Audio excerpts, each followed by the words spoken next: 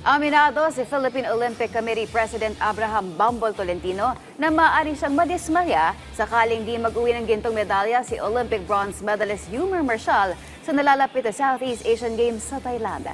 Para sa detalye, narito ang report ni Paulo Salamatin. Formal na inanunsyo ng Philippine Olympic Committee kahapon ang pagsali ni na Tokyo Olympics bronze medalist Yumir Marshall at undefeated professional boxer Weljon Mindoro sa 13-man lineup ng Philippine boxing team na lalaban para sa magaganap na 33rd Southeast Asian Games ngayong Disyembre sa Thailand. Muling babalik si Marshall sa amateur scene matapos laktawan ang nakarang edisyon ng biennial meet sa Cambodia dahil sa kanyang shoulder injury kung saan tatargetin niya ngayon na makuha ang kanyang ikalimang gintong medalya. Nakatakdang maglaro si Marshall sa kanyang Olympic weight category na 80 kg sa kauna-unahang pagkakataon sa SEA Games matapos pagharian ng 75 kg division ng mahabang panahon. Gamit ang magandang momentum sa nakarang professional fight ng Thrilla in Manila 2 kung saan nakuha ni Marshall ang WBC International Middleweight title. Pabirong inihayag ni Tolentino na madidismaya siya sakaling di makuha ni Yumir ang gintong medalya sa SEA Games. Taga-Tagaytay na ito eh. Dalawang bahit lupa na binigay ko dito eh. Pero ma-frustrate ka, boss, kung hindi siya goal.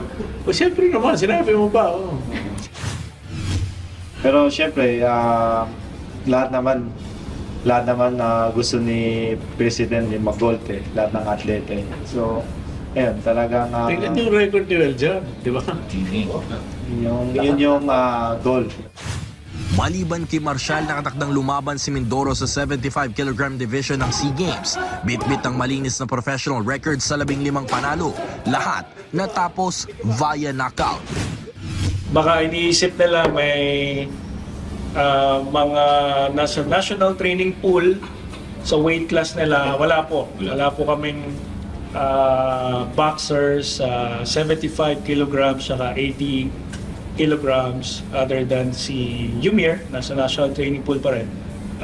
But si Weljon, wala naman siyang talaga na replace na currently training sa national team. So kaya it was a relatively easy decision to put him in the lineup, no? Pero kung ang usapan dito tipong mga 57 kilograms, nako, medyo 54 kilograms yan, ako, mga box office yan. So I don't think magiging madali yon. So dadaan din talaga sila dun sa usual selection process namin, which will be a series of box offs. Salamat din ako sa opportunity na binigay na sa akin dito na pasok ako sa yung SEA Games ngayon laban at isa din akong napili sa kanila. Salamat talaga ako. So, ayun din yung sinasabi ni Yumir na sa boxing, sa magpagano ngayon, mag-ano ako, anong technique din sa amateur na i-apply ko ba yun. Personally po kasi nagpunta kami ni President Bambol to Las Vegas to offer kila Yumir and Weljon the spot in the SEA Games last July 2025. Na nakita natin kasi open yung slot and we saw the opportunity that can be given by these two talents. And during our final confirmation with the stables and coaches, ito po yung magandang may quote natin na nanggaling naman po sa kanilang dalawa na sabi nila na there is no financial offer that can be compared in terms of representing the country. So we're very grateful to them for fighting for our country.